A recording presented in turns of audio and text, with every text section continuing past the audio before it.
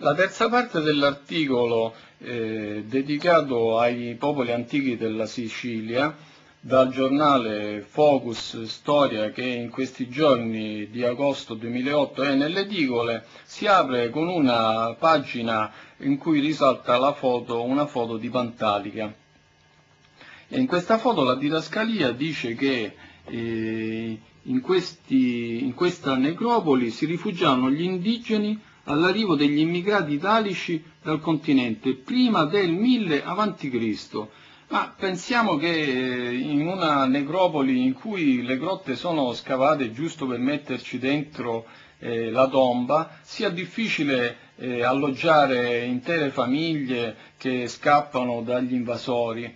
Quindi questa rappresentazione trogloditica delle popolazioni indigene che scappano per salvarsi dentro, si vanno a infilare dentro le tombe, dentro una necropoli, è abbastanza discutibile. Ma già l'articolo si apre con una serie di affermazioni veramente originali. Ad esempio questa rappresentazione di una stampa del Settecento che raffigura le pozze sulfuree di Naftia sotto la città di Mineo, fra Mineo e Palagonia, ha una bella didascalia. Gli antichi siciliani chiedevano consigli alle divinità.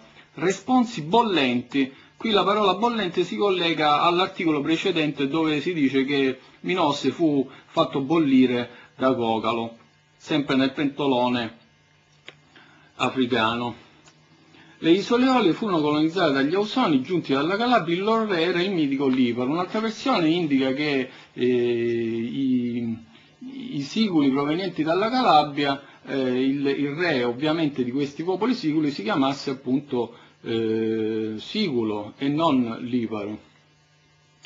Comunque l'articolo va avanti continuando questa rappresentazione dei Siculi come un popolo abbastanza rozzo. Possiamo vedere qui il vasellame grezzo, ecco un cavallino addirittura che sembra fatto con un materiale molto imperfetto, e possiamo paragonarlo invece a un altro pezzo che si trova anche a Siracusa, ma soprattutto al Metropolitan Museum di New York, che viene individuato in un periodo intorno all'VIII secolo a.C.